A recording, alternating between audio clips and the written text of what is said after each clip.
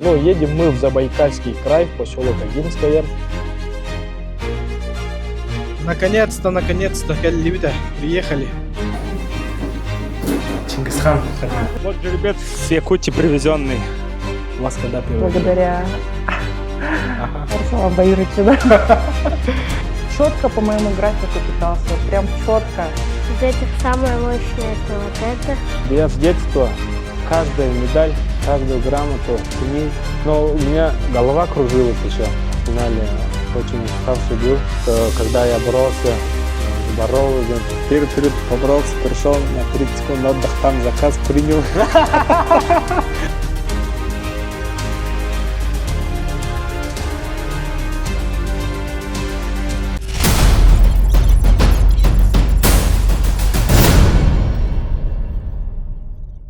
Итак, друзья, всем привет! Сегодня необычный выпуск, будет он на русском языке. В Якутске минус 25 градусов, очень тепло для 2 января. Даже как-то жаль покидать Якутск в столь хорошую погоду. Но едем мы в Забайкальский край, в поселок Агинское, к заслуженному мастеру спорта, к призеру чемпионата мира Арслану Будажапову в гости. Посмотрим на его ферму, на его хозяйство. Поговорим с ним о спорте, бизнесе, о жизни. Узнаем много нового о нем. Так что, ребят, не выключайтесь, запаситесь чипсами, напитками и let's go! Нам предстоит проехать где-то 3000 километров. Это около 2 суток езды. Сегодня планируем добраться до Тынды. Доедем до Агинского. Посмотрим на ферму, на хозяйство. После этого поедем в Улан-Удэ, посмотрим на город и собираемся ехать в Монголию за дополнительным штампом на загранпаспорт. Все, ребят, оставайтесь с нами. Я думаю, что будет очень интересно.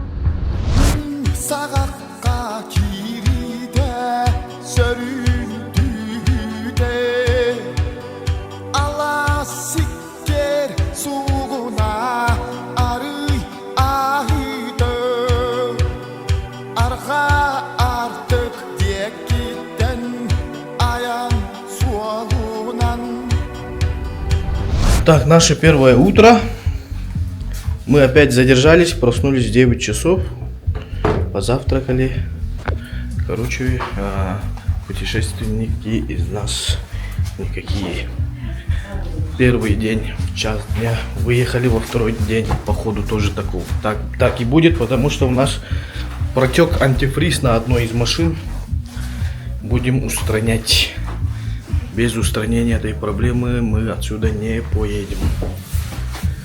Потому что все-таки дорога очень экстремальная, опасная, расстояния очень большие. И рисковать с детьми нельзя.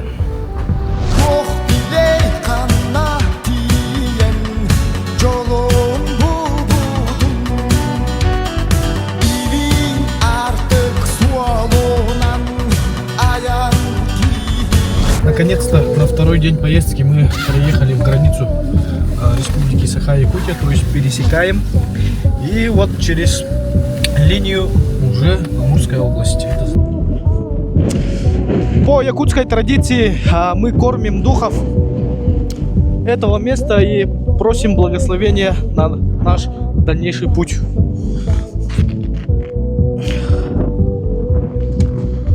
Ой, прям невыносимо холодно, блин. Температура вообще нормальная на самом-то деле, но этот ветер примерно 20 метров в секунду.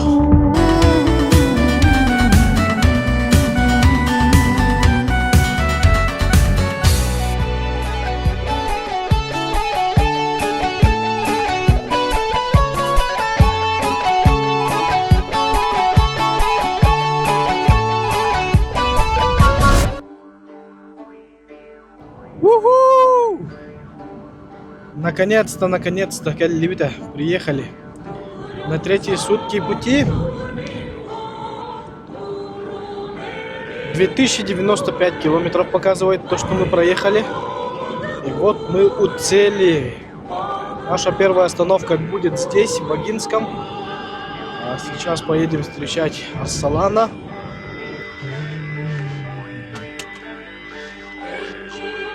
Наконец-то. Да, долго Да. ехали. Долго ехали. Здорово. Здорово, Макар. Че, как дела? Как сюда приехали, мы думали там встретить.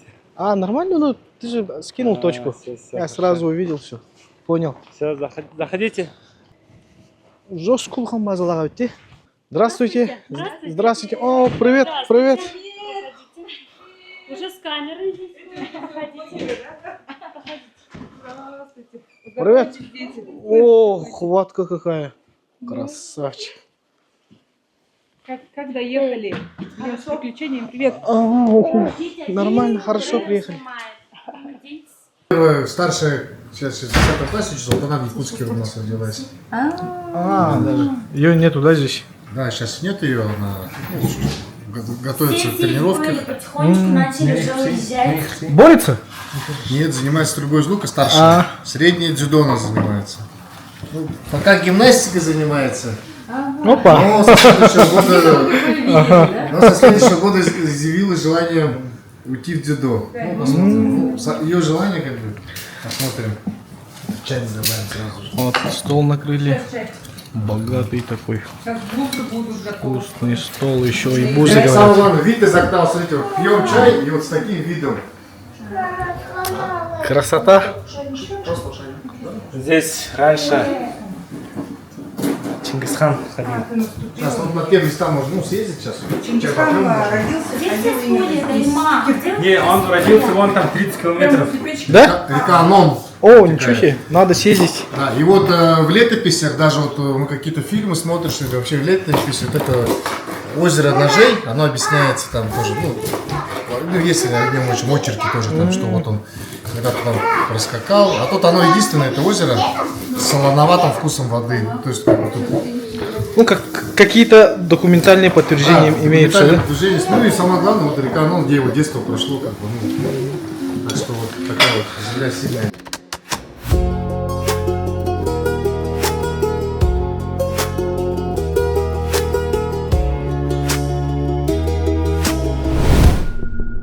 Короче, мы вот недавно приехали, только закончили кушать. И чтобы солнце не терять, поехали на местность, где разводятся якутские лошади. Да. И сейчас Арсалан будет показывать владения их семьи. Будем смотреть, охоть-ахоть. И будем кормить наших земляков, якутских лошадей. Вот поле посадили. Вот заборы сделали. А, вот получается забор это... Это чисто для зеленки, видишь? А, внутри вот там... 4 саженцы. километра огорожен. Это наши жены. Начальство. Ну, здесь, короче, например, разделенно все папаем. Здесь наш сосед живет. Вон там сосед есть. Ну, вот так дружно живем, в общем. А так можно пользоваться. Так, там озеро Ножи, оно чем славится, оно глиняное идет, и оно еще, ну, полезные свойства имеет, еще оно солоноватое. И люди сюда, ну, очень в свое время много приезжали купаться, оздоравливаться, но сейчас оно убыло, и его не так, ну, совсем немножко осталось. И в основном вот здесь лошади ходят, пьют его. Ну, купаться как бы купаются, но очень мало сейчас. Вот мы ждем, когда оно обратно прибудет. А так оно, представляешь, до отсюда было. Вообще огромное озеро было. Рядом же стоит турбаза. Турбаза это, получается, ну, тоже родительская. Раньше, когда здесь было большое озеро, ну, здесь как курортная зона была. А сейчас озеро ушло, и пока турбаза так у нас стоит. Здесь родители построили турбазу. И я маленький был, сюда приезжал, работали. И получается озеро отсюда было, видишь? Ага. Сейчас озеро ушло. То есть он вообще даже летом не появляется, да? Вот. И вообще есть озеро? Озеро есть. Вон видишь, снег начинается же вон Ага. оттуда. Там озеро. Ну, маленькая стала, да? Раньше было глубоко, сейчас Здесь турбаза, получается, мы каждый раз ремонт делаем, ну, стараемся держать его в хорошем состоянии. Ты когда успеваешь тренироваться? Когда успеваешь бороться еще? Если постоянно здесь на хозяйстве. Здесь-то просто так мы же не находимся. Максимально здесь на движении, физические Очень работы, много работы очень много. Ага. И все время приходится бегать туда-сюда, бегать. И видишь, и иногда, если сил остается, тренируемся. Получается, ты когда вот на мире третьем стал, здесь с якутскими лошадьми потренировался, поборолся с ними, да? Ну, да. Я видео же видел, как ты с лошадьми борешься. Есть оно, Да. сохранилось? Есть. Вот когда с лошадьми борешься, вот, шеей, вот ушей держишь, давишь вниз, и уже с людьми легче. Реально, вот, вниз можно, вот, намного легче получается. Ну, мы специально с ними, знаешь, для чего так делали? Роняли их Ага. и тавро ставили. Ну, ветеринарная, да, вот? Ну, Прививка, тавро да? это клеймо. Клеймо. А, Клеймо наносили. да. А то некоторые реально думали, что так будет чуть-чуть. Да. Некоторые думают, что мы специально издеваемся. А, Не, это специально. Раньше наши предки так делали, и мы тоже делаем так. Но сейчас Коневодством занимаемся с 2015-го. То есть в 2015 вы приобрели первых лошадей, да, получается? Да. Ну, в общем, раньше я думал, что лошади все одинаковые, когда вот начинали. Потом здесь у нас тяжеловозные породы очень много любят многие. И я привез чистопородных тяжеловозов с Москвы, с Новосибирска, такие, которые живой массы примерно тонну весят, тонну 500 весит, да? Таких я привез. И они здесь у нас вот такие суровые зимы не могли зимовать, падали, умирали. И вот в этот момент один старший товарищ, друг, посоветовал именно местную породу.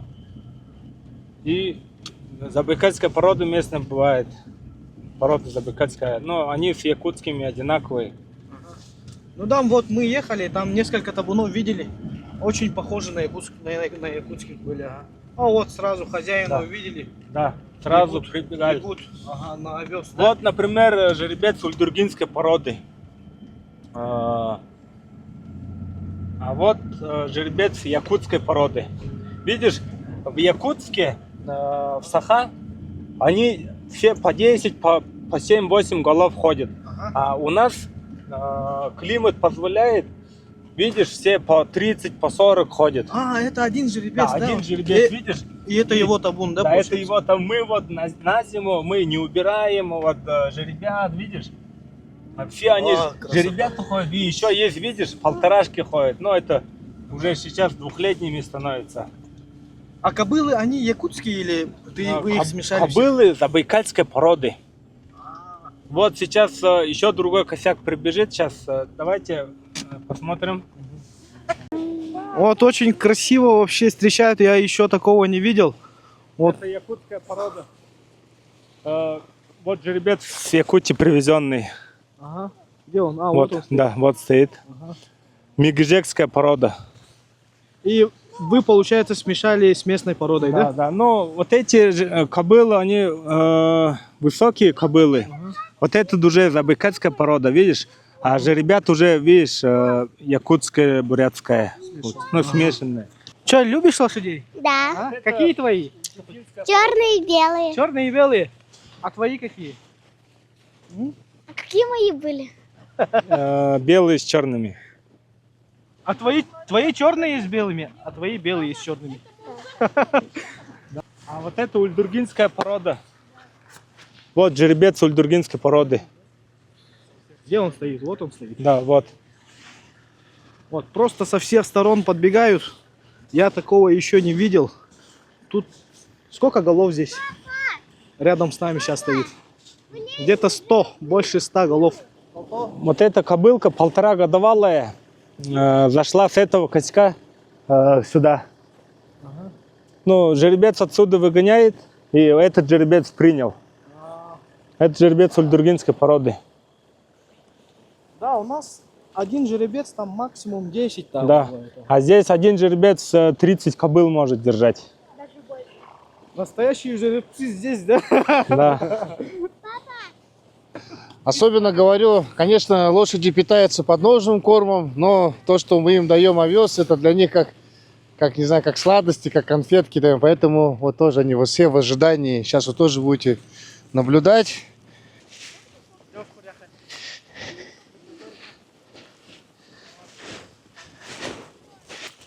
Вот 1,5-годовалые ходят, да? Да, вот это 1,5-годовалые. Сейчас уже в этом году 2 года им будут. Но с косяка снимать будем и к другому жеребцу давать. Либо этих жеребчиков на жеребца уже готовить. Оксан, сколько якутских лошадей ты вообще вот сюда привез? Я сюда привез 10 жеребцов Ага. с Якутска. А кобылы есть? Не, кобыл не привез. У нас здесь только забайкальские породы и ульдургинские породы кобылы. А в чем особенность вот якутской породы? На твой Вот. взгляд? На мой взгляд, ты видишь, у них оброслость большая. Получается, там минус 60, минус 70 градус. Ну, погоду там выдерживает. И у нас здесь чуть теплее, легче переносит зиму. И получается, дают таких же ребят, таких же. А то, что они вот сами ходят, сами питаются, вот, Ну, и более живучие, наверное. да, более суровый климат. Но у нас тоже здесь ветер сильный. И получается, я хочу, чтобы крепкими лошади были. И наши забайкальские породы тоже такие же. И они, когда с якутскими смешиваются, еще более лучшими становятся. И еще одна уникальность вот этих земель, так как вот сейчас мы приедем на озеро, ну уже замерзшие вы посмотрите, сейчас на гору съездим.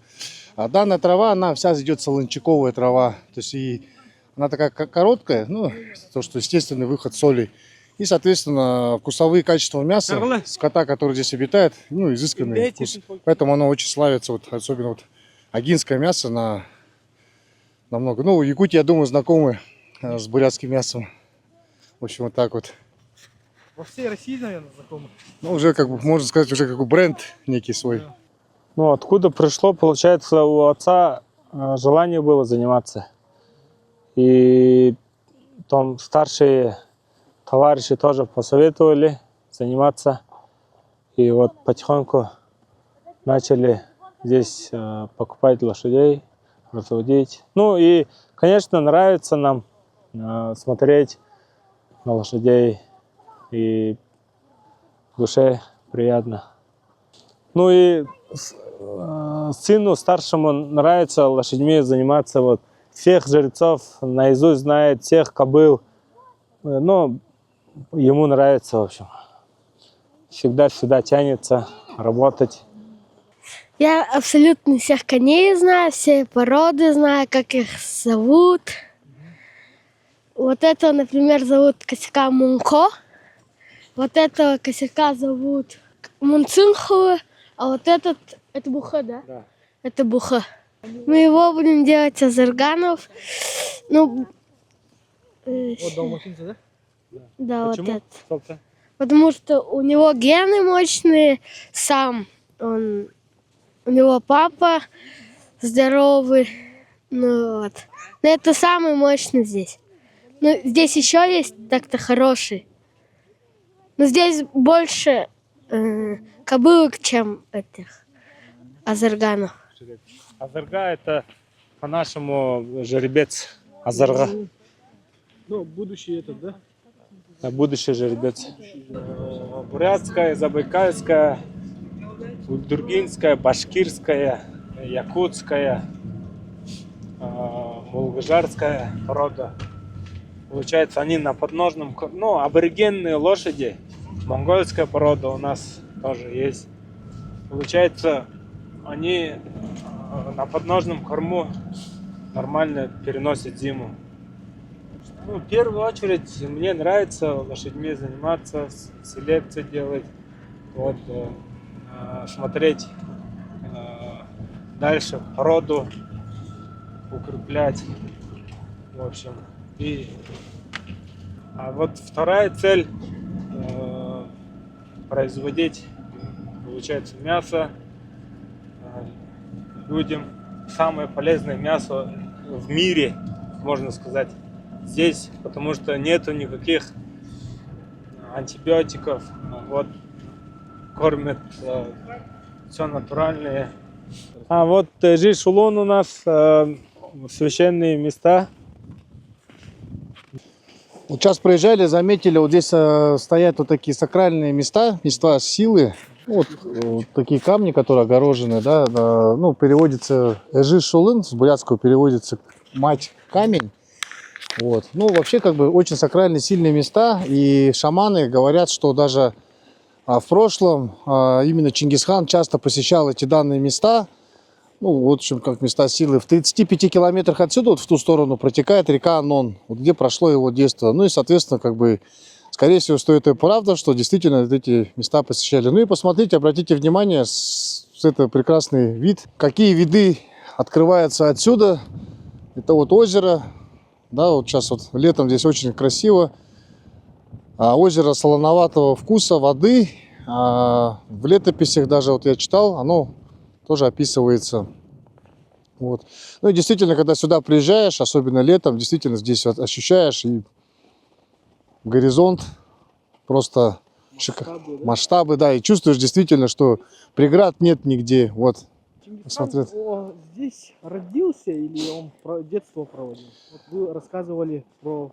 Ну, его детство проходило, как описывается в летописи, конкретно где он родился, я не могу сказать, да, потому что, ну, кочевники же, да, там, где кочевало его племя, да, получается, его род. Но точно знаю, что детство и его становление произошло именно вот как раз-таки в этих местах. Ну и, получается, детство Арсалана прошло здесь, именно на берегах этого озера. Ну и действительно, наверное, можем поверить в то, что места силы, ну, человек добился своих результатов. Ну, не всех еще. Все еще впереди. Все еще впереди, конечно. Борьба — это только подготовление, наверное, к чему-то большему было. Это, как сказать, только формируем свои дисциплины и привычки. Вот обратите внимание, хатынки не только у нас, оказывается. И унты тоже не только у нас. Вот Арсалан вот ходит в унтах и в айроне. В общем, здесь я родился, вырос, и предки тоже так же. Нравится мне здесь. В общем, вот приезжаю с города, от городской суеты отдыхать. И очень много работы здесь делаем с отцом. Вот самое любимое место здесь, место силы. Вот, наследников готовим здесь, выходцев отсюда. Так что Вся семья сюда, да, приезжает? вся семья приезжает, и сделаем все, чтобы они приезжали, чтобы им нравилось. И воздух тут чище, и все здесь нравится вообще. Когда сюда приезжаешь, время останавливается. От городской суеты немного день-два отходишь, а потом вот в эти степи как бы сливаешься со степями, как спокойным становишься, умиротворенным. Время здесь течет медленнее, успокаиваешься морально, физически, духовно. Реально наполняет это место тебя. И немножко жизнь как бы замедляется и интереснее становится. Живешь в моменте. Нам нравится сюда приезжать. Мы практически все лето здесь проводим. Очень много работы делаем сами в основном, большей части. работу все делаем. Поэтому физический труд, он всегда полезен. И оно нас тоже как-то духовно наполняет, эта работа. Вот. И детям это хотим прививать, потому что сейчас дети тоже все информационные стали, очень мало физического труда, да, у детей, у наших, у современных. Поэтому мы им хотим показать, что такое сельский труд, что такое деревня, как здесь надо работать, трудиться. И им очень нравится. Уже какой год мы сюда стабильно всей семьей приезжаем. И все лето у нас вот проходит именно здесь. Вот. Говорите, когда камера выключается. Ну, здесь вообще очень много работы проделано. Здесь все было пустырь такой, да, один дом стоял. И вот Арсалан со своим отцом очень такую колоссальную работу проделали. Арсалан уникальный человек. Вот, действительно, я им восхищаюсь в этом плане, что он не боится работы. Вот то, что бы для меня, может, казалось нереальным, да, для него это все реально. Вот даже вот эти столбы, когда он ставил, они же как бетонные. И я говорила, но это как-то нереально. Он говорил, зато они будут вечные. И вот он сколько тут гектаров полностью именно этими столбами, да, сделал. И еще, главное, проводами обмотаны они все. Ну, такая работа, конечно, очень тяжелая. Но глаза боятся, руки делают. Вот это про Арсалана. Что он не боится работы, и поэтому у него, наверное, все получается. Все, что он задумает. Вот. Такая нахвалила, да, мужа? Вот здесь коровы сейчас закрыты. Сейчас покажем. У нас они здесь зимуют. Ничем закрывать, ничем не надо. Летом лошади сюда приходят, стоят. А коровы летом там уже в степи сами ходят. Вот. Здесь есть самая старшая корова. Корова симментал. А вот эти черного цвета абердин ангусы, вот эти черные, вот эти симменталы остальные. Вот эту корову самую старшую мне подарили, когда я стал мастером спорта. И вот ее потомки. Все. Из одной коровы, да? Да. Вот. Это раскол, ага. Сюда заходит. Здесь открываешь. Видишь, железный раскол. Здесь снизу полностью залито бетоном. Да. И вот эти дырки специально вот стопор. Смотри.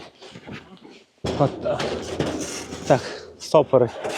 Здесь уже вот так закрываешь. Вот так открываешь, закрываешь. Ну, на несколько отсеков можно. Вот закрыл, там закрыл. Потом, например, сюда открыл. Здесь открыл.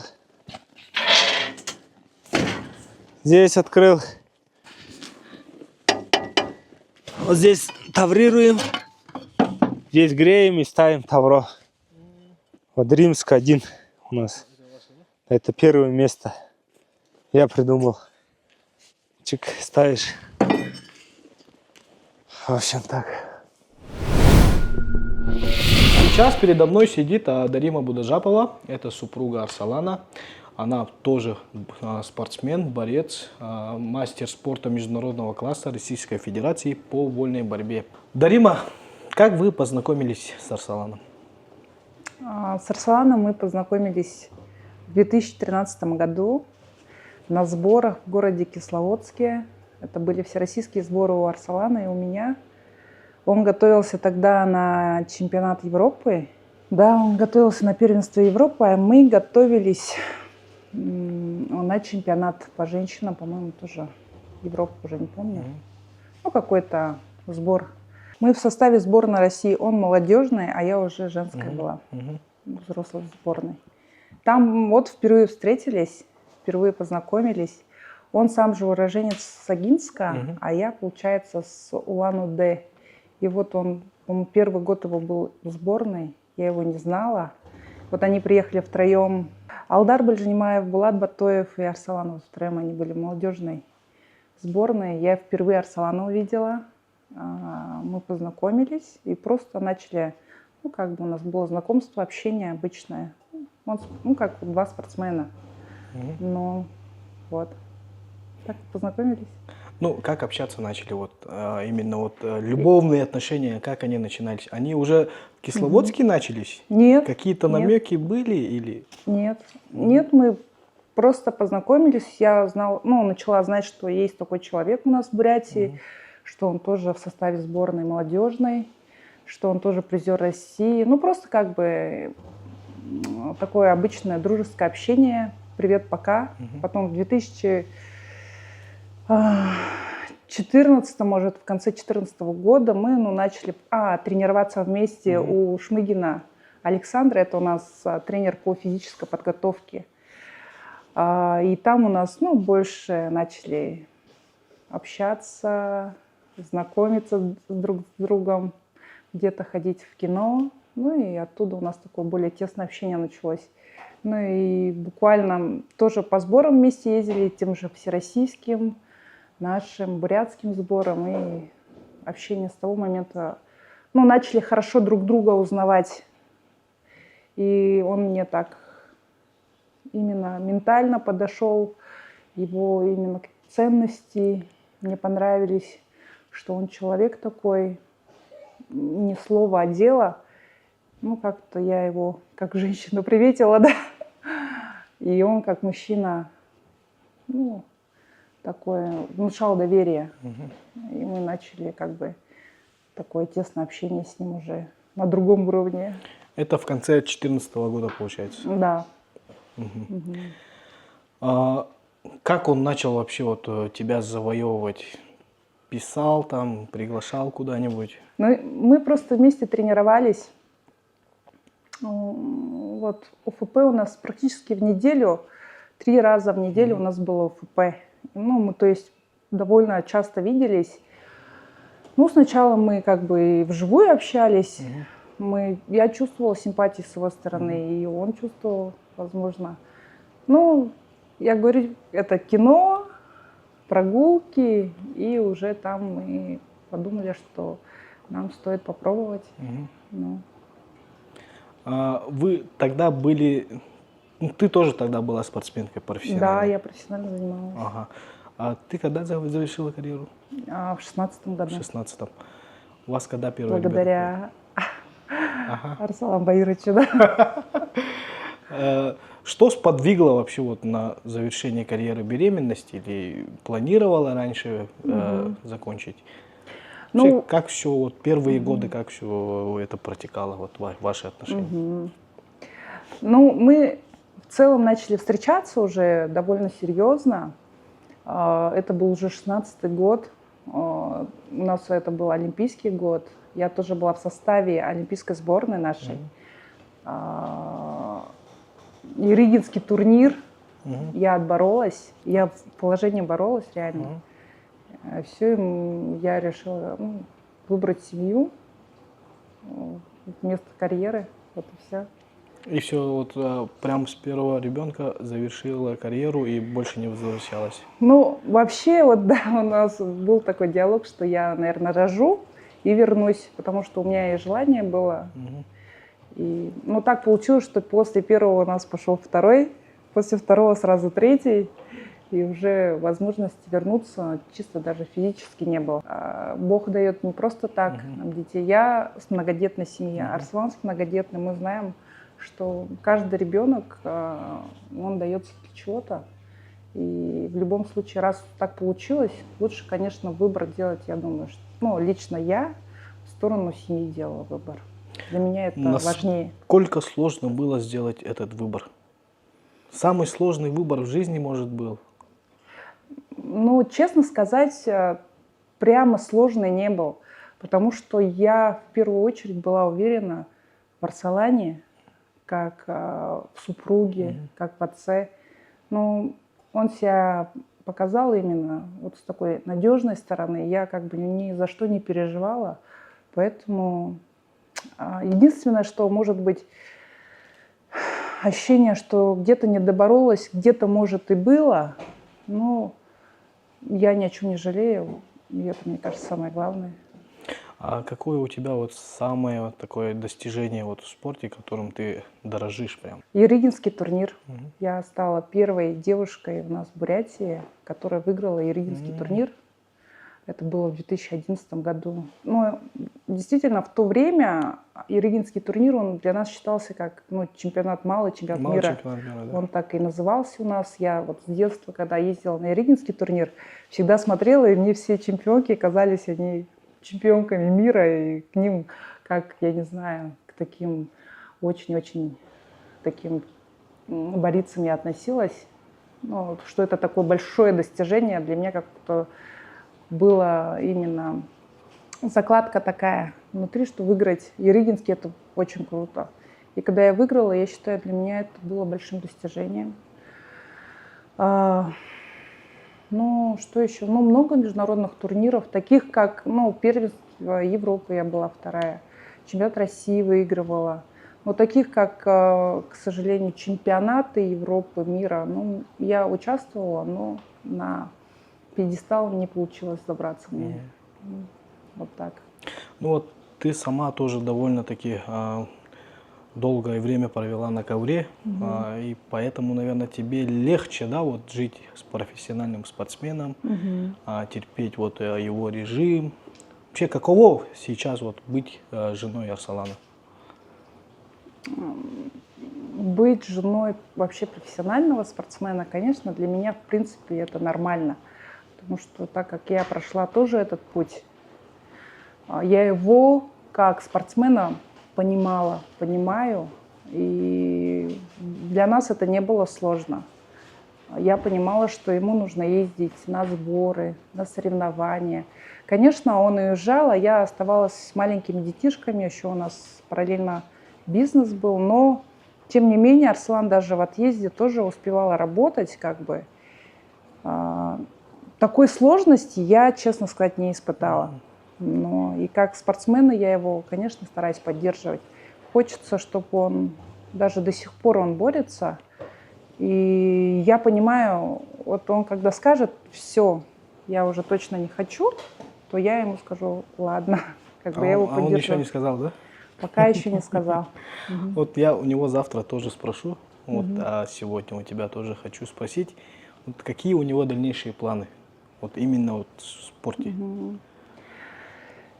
Ну, вообще, конечно, в профессиональном спорте именно как какие-то результаты мы рассматриваем только, конечно, такие большие, как чемпионат Азии, чемпионат мира, Олимпийские игры. Ну, для нас интересные, да. Ну, у нас только планы выигрывать, именно участвовать на этих соревнованиях, готовиться к этим соревнованиям, потому что у Арслана уже есть определенная планка.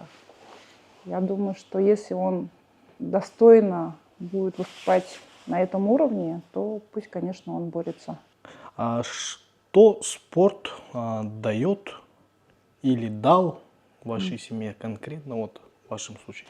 Вообще спорт дал очень многое. Я благодарна спорту в первую очередь, наверное, потому что он дал нам большое количество друзей.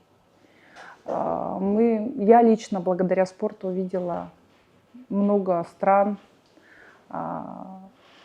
Арсалан тоже. Ну и, наверное, самое главное, что именно в спорте мы с ним друг с другом как бы познакомились, встретились.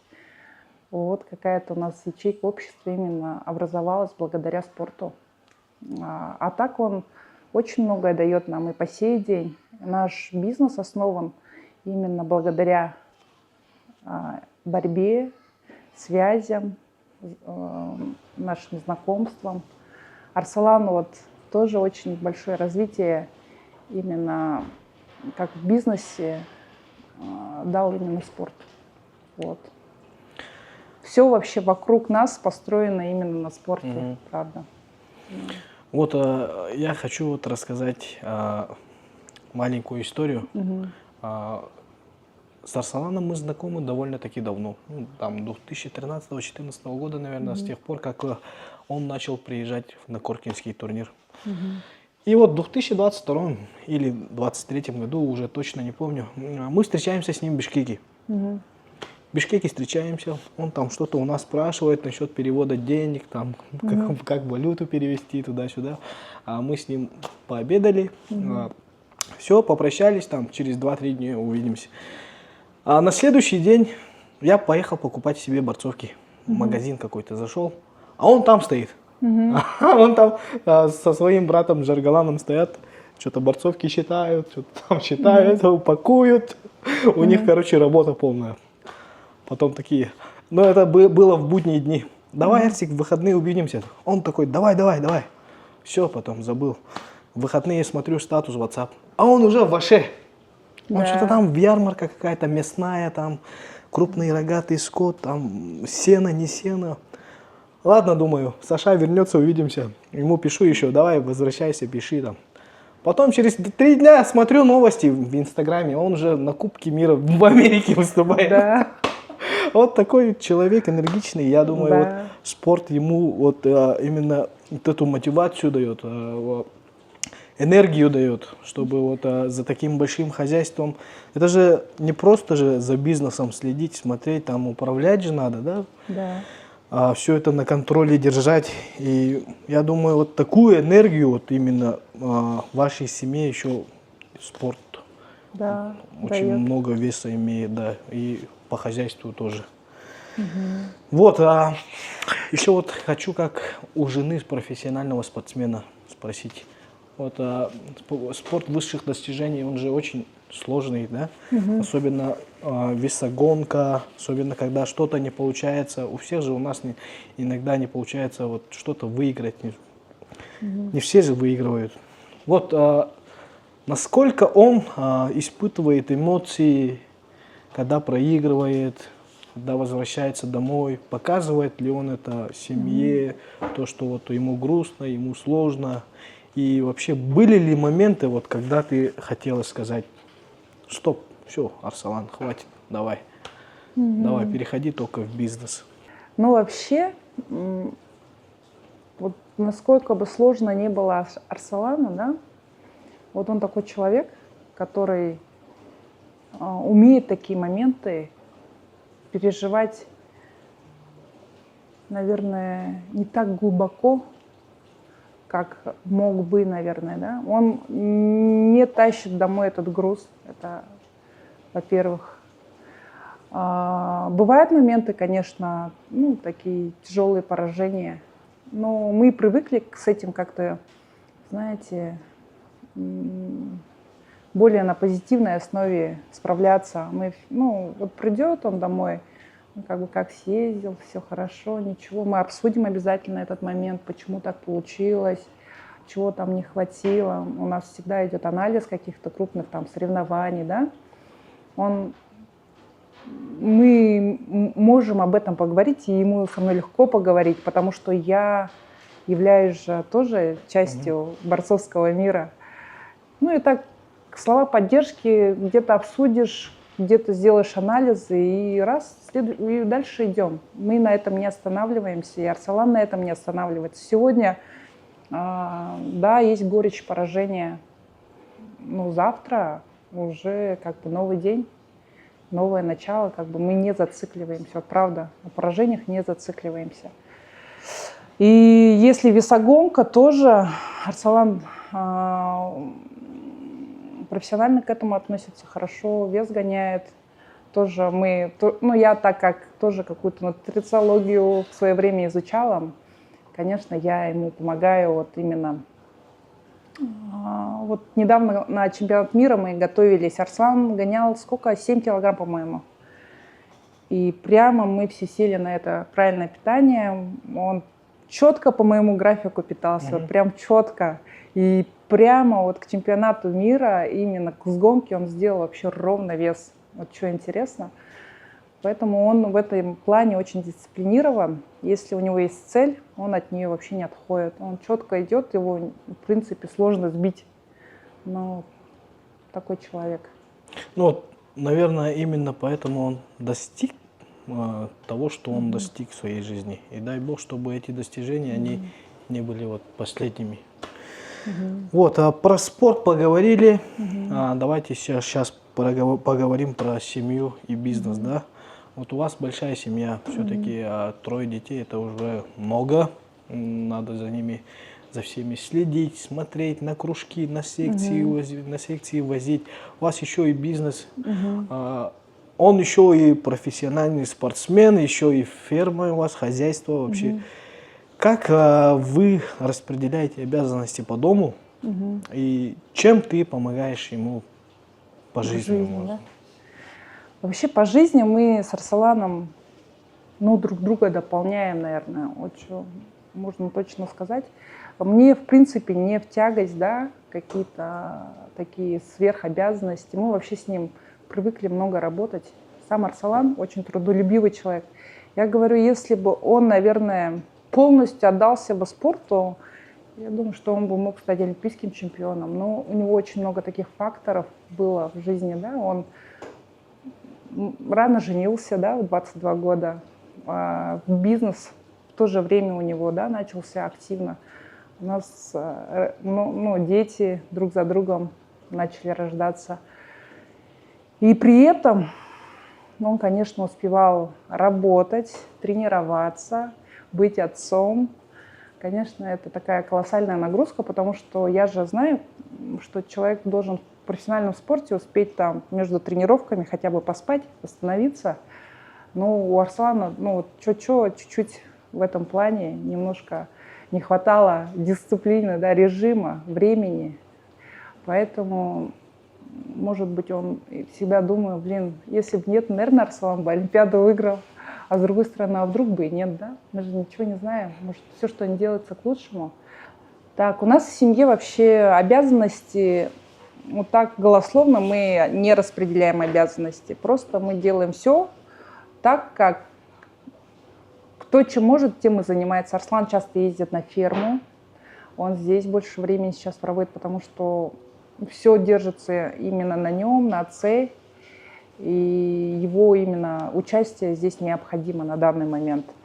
Я тоже нахожусь в Улан-Удэ, у меня дети, 3 детей, которые занимаются различными секциями, ходят в школу, в садик. Когда Арслан в Улан-Удэ, он полностью тоже занят детьми, мне помогает. А когда он здесь, конечно, это все делаю я. Также мы, в принципе, систематизировали бизнес, он может и без нас как бы работать, но, конечно, на нас лежит все равно организация этого всего. Арсалана заказы, он, будучи здесь, он может с любой точки как бы работать, заказывать. Это все на нем, эта работа лежит, он хорошо с ней справляется. Также он, маркетинг на нас двоих тоже лежит. Нормально, мы как бы пока сильно... прям нету у вас четкого деления, просто... Да, мы вот чисто кто как может, да. Кто чем хочет, тем и занимается. Да. Какой он дома, когда никто не видит? Вообще, наблюдая за Арсаланом, я бы не сказала, что он какой-то другой дома, да, другой там в обществе. Он один и тот же человек. Вот как Макар с тобой общается, так же он и дома. Хочу сказать, что он простой человек на самом деле. С ним легко найти общий язык. Он не многословный. Он человек дела. Он больше делает, чем говорит. Он очень трудолюбивый. Насколько много работает, это, конечно, вся его заслуга в этой жизни, все то, что он достиг, все то, на каком он сейчас уровне находится, это все его непосредственный труд, его работа, наша общая работа тоже. Поэтому дома он обычный человек, такой же, он никогда, у него нету такого, что он там зазнался, что его нужно там приспустить где-то. Он очень простой. Он действительно простой человек, простой в общении, добрый, что могу сказать, умный, стратег хороший. Всегда он умеет видеть наперед. Я во многих моментах ему полностью могу именно довериться, потому что я считаю, что он делает правильный выбор. И что бы в нашей жизни не происходило в плане там каких-то его выборов, я всегда считаю, что он делает правильно. Потому что в конце концов его решение выигрывает, правда. Вот чему он учит детей, что он в них прививает и что он видит в своих детях? Он видит свое продолжение наследников, либо же он растит бизнесменов из них? Арслан очень трепетно относится к детям. Он им уделяет очень много внимания, особенно в развитии наших мальчиков. Он их воспитывает мужчинами трудолюбивыми. Вот у нас старший сын полностью находится рядом с отцом, полностью знает, вообще очень хорошо разбирается в лошадях. Каждый косяк знает. Каждый, вот сколько косяков, да, вот он каждого по имени знает, по цвету, кто рожал, кто не рожал в этом году. Вот у него очень такая любовь к животным, вот благодаря, наверное, папе, да. Он очень любит именно здесь находиться. Каждое лето он здесь, самый главный помощник у отца. Вообще детей мы стараемся, конечно, развивать. Они ходят у нас в лингвистическую гимназию, 3-ю в школе. Также старший сын у нас борется, второй сын у нас гимнаст сейчас тоже. Готовим его к борьбе. Дочка у нас танцами занимается.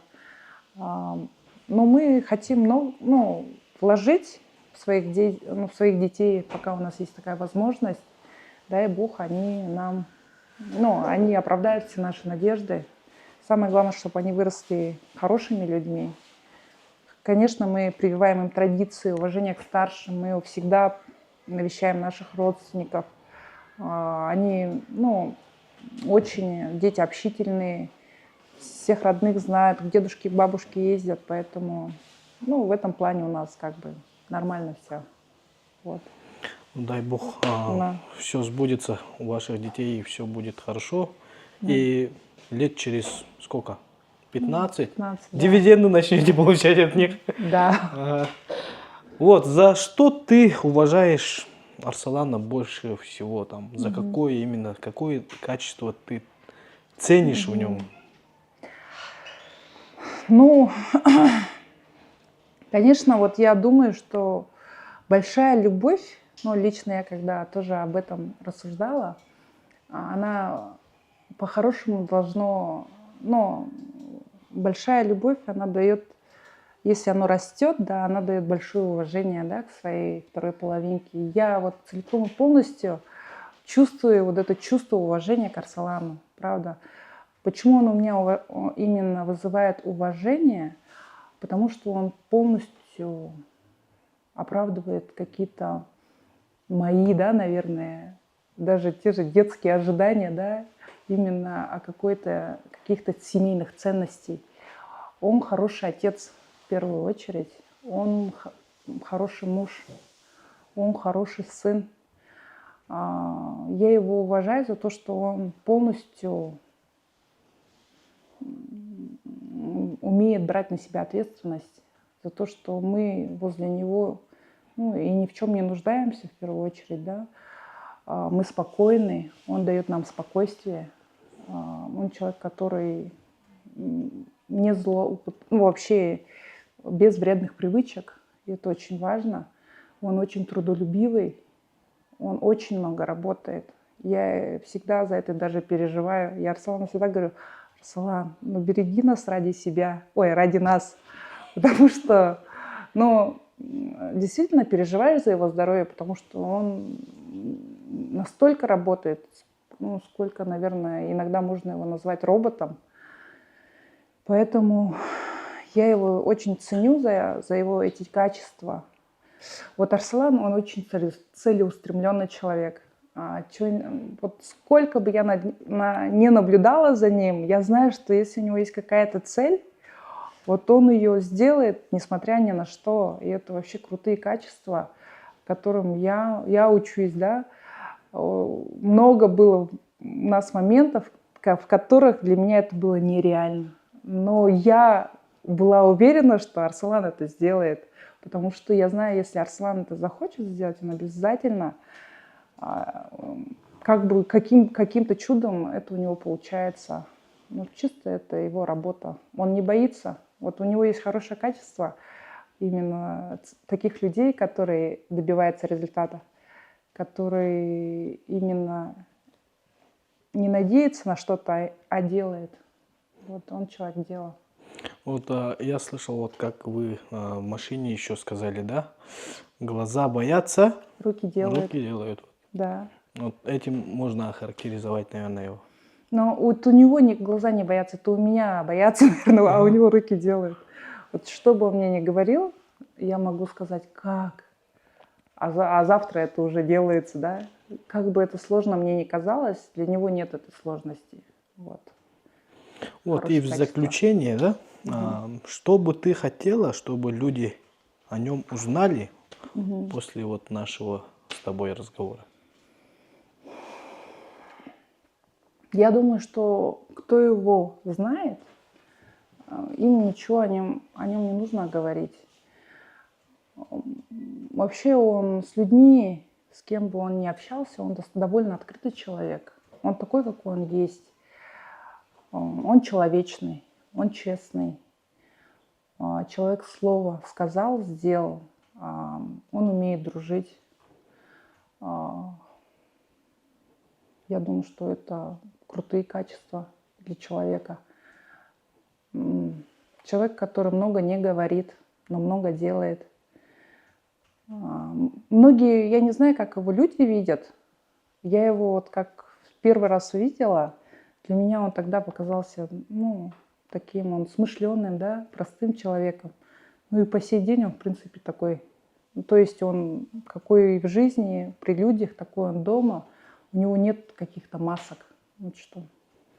Не знаю, вот кто его хорошо знает, я думаю, что меня поймут, о чем я говорю.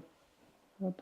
Доказывать кому-то что-то, какой он хороший, прекрасный, я не буду, потому что кто его знает, тот его знает. Вот и все. Это единственное, что я хочу сказать.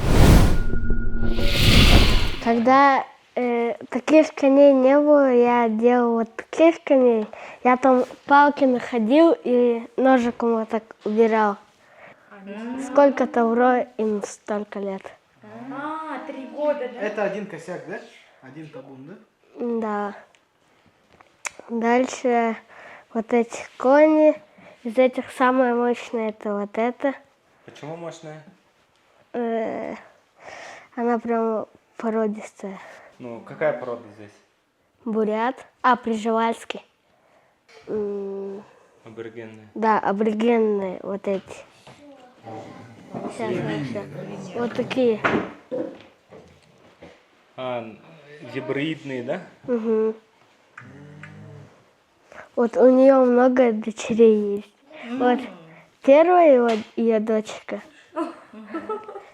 Вот ее сын. А почему такого цвета?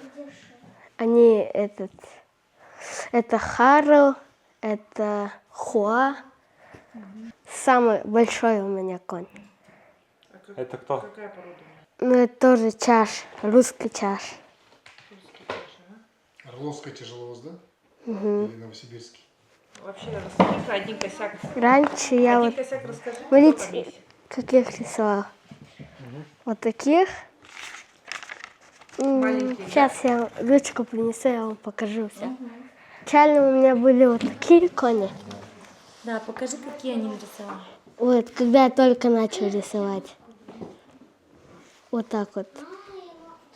Они вот такие были. Вот. Худенькие, да? Да. Потом с годами они Ну, стали. вот, потом они стали. Вот этот Харал Азрага. Харл? Да. Он, да? Жеребец. Вот такой вот. Все полностью темные, ага. Хару переводится черный. Мушастый. Мушастые, да. Вот здесь это не его дети. Почему?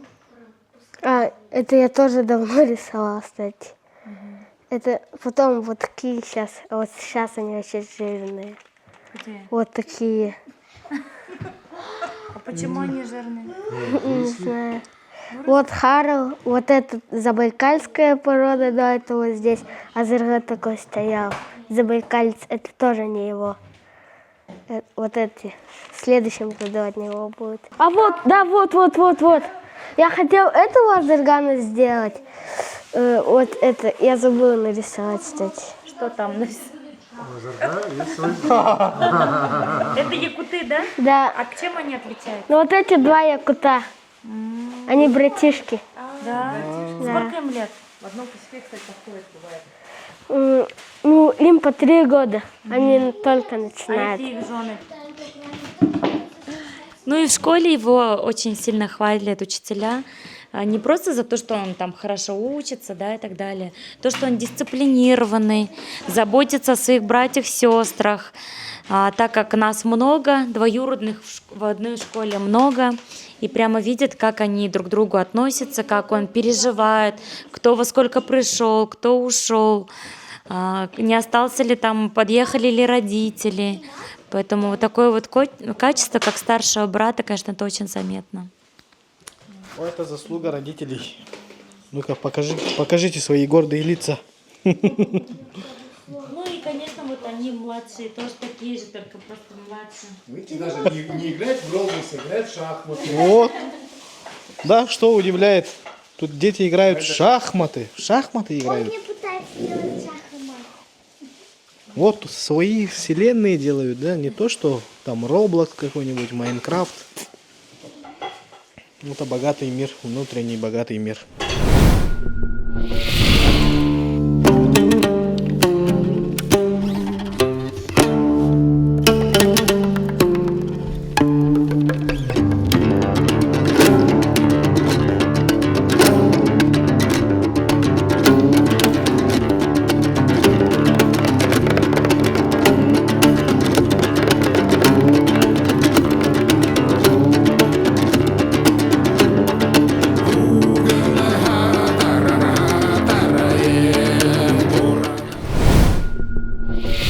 Очень рад гостить у тебя. Очень такая душевная у нас беседа происходит вот за эти 2 дня.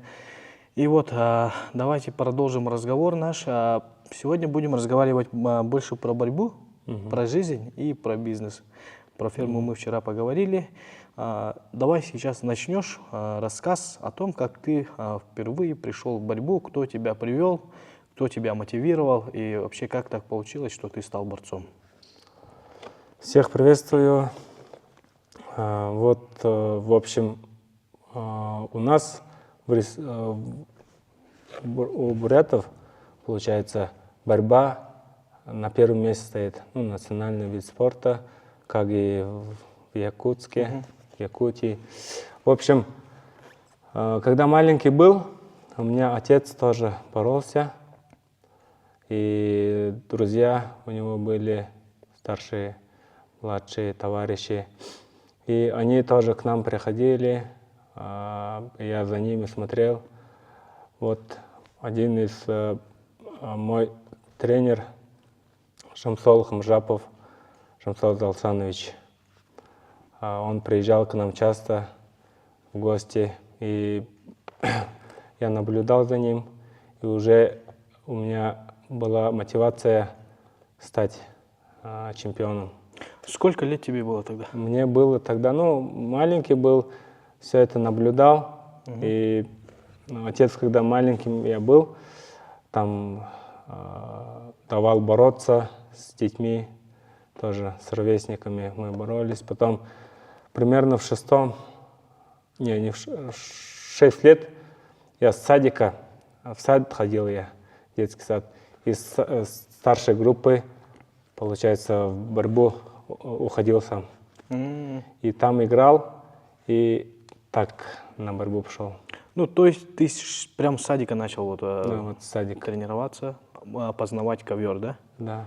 А когда вот начались вообще вот серьезные занятия, и отец тебя привел, да, в борьбу, да, получается? Ага. Отец сам боролся, да, сам достиг чего-нибудь, какого-нибудь класс, может, у него есть? Да, отец выигрывал соревнования окружные, и в Москве он тренировался. И получается, Я вот пришел в 6 лет на борьбу. Там у меня первый тренер мой, Дондуков Ардем Владимирович.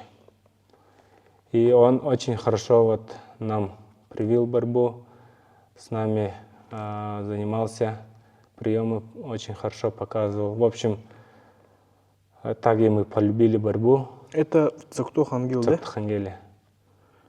Маленькая И деревня. у нас в деревне очень хорошо борьба развита.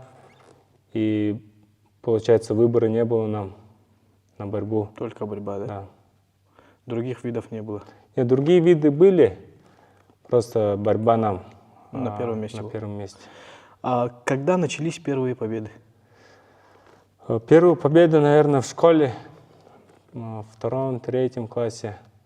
Тоже здесь местные там соревнования, потом уже районные, окружные. Ну вот так поэтапно было. А большие прям победы вот на ДФО, на Сибири, на России, вот когда они пришли? Вот большие победы примерно младшие юноши, там 35 килограмм примерно были, 38. В таких весовых категориях я уже в призерах был. Тогда у нас был Сибирский федеральный округ. Вот тогда в места попадал, и мы ездили на Россию, на первенство России. Ты до скольки лет вот здесь в Забайкалье тренировался? В Забайкалье я здесь до 2-го курса тренировался, ну, до 20 лет. Потом переехал в Улан-Удэ. Ага, а почему переехал? Потому что у нас здесь Бурятский государственный университет, только 2 курса учились. И еще 2 курса в Улан-Удэ. В общем, здесь у нас был дочерний, Бурятский государственный университет, и остальное в Улан-Удэ заканчивали. И вот в Улан-Удэ переехали. Вот когда у тебя первая медаль на чемпионате или на первенстве России была? Получается, я здесь в 2013 году уже по молодежи на России 2-м стал. На финале России, да? Да, финал России. То есть она же с выходом была. Первые места ехали Да. на мир, Да, вторые на Европу. вторые на Европу. И до этого на Россию попадал, на финал России. Попадал уже. И, на России, на финал России я, получается, места не занимал. И вот в сборную не попадал. И получилось, крайняя Россия была по возрасту. И там я стал 2-м. Потом в состав сборной России поехал на Европу, в Македонию. Там как отборолся? Там 5-м стал. 5-м стал. За 3-й проиграл, получается. Да, за выход в финал проиграл турку. И за 3-й, получается, армяну. На каком весе боролся? 66. 66. Тогда у меня был 72. 20 лет 72. Потом я вес гонял. Много гонял? Да, на 66. Постоянно гонял, да? 4 килограмма стабильно. Нет, в год сколько раз гонял вес? Вот на официальные старты обязательно гоняли. А на международные турниры там 2 килограмма допуск было и чуть легче было. В общем, примерно 5-6 раз. Да, Арсалан, мы знаем, что ты наполовину бурят, наполовину кыргыз. Ты же обеими этими языками свободно разговариваешь, да? Да. И я слышал, что твое детство вот с Кыргызстаном тоже связано. Да.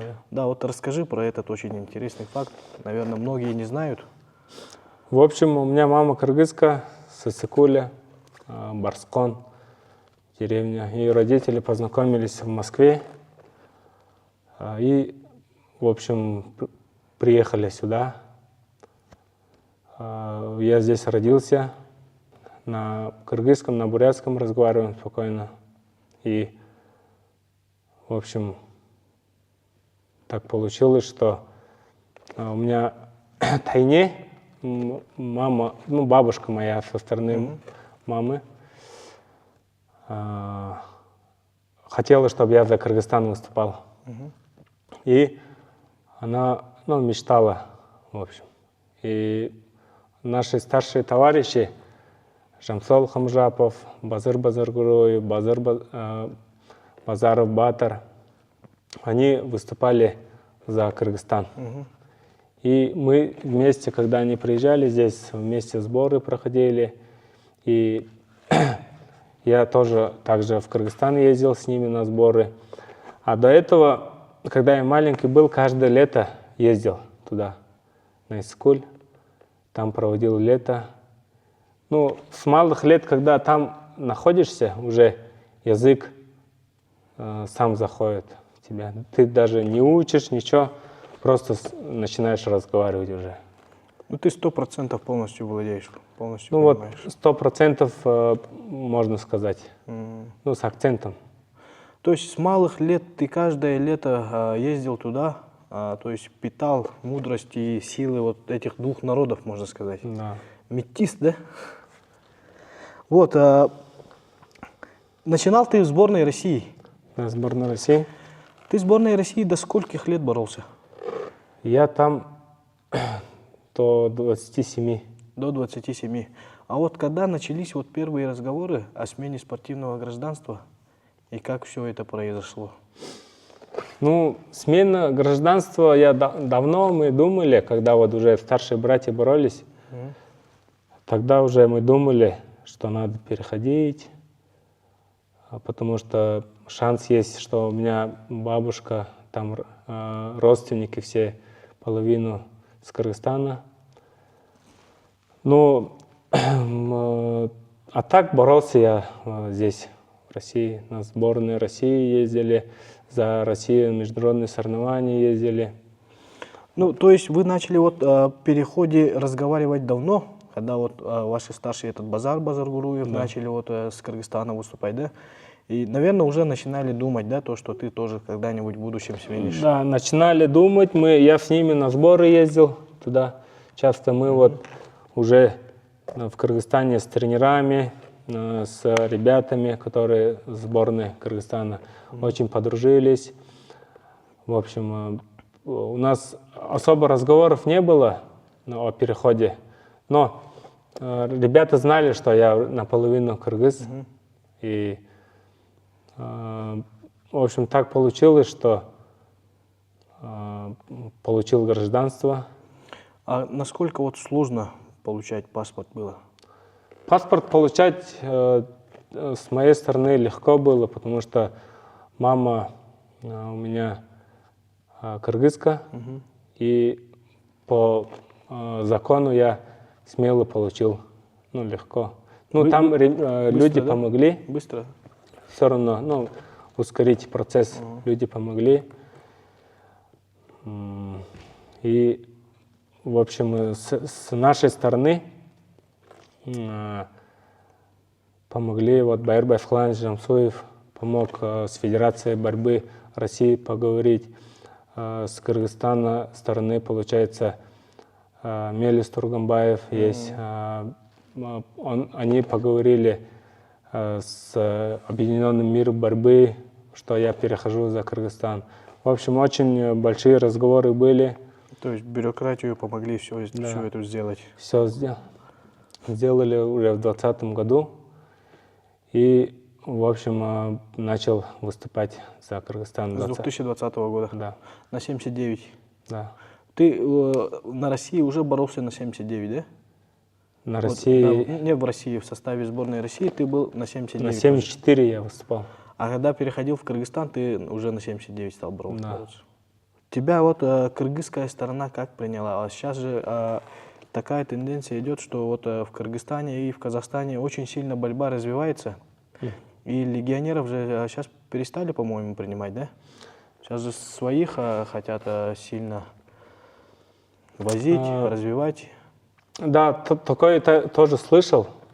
И меня Кыргызстан очень хорошо приняло, потому что я уже давно там находился, и как свой был, и наполовину, получается, кыргыз.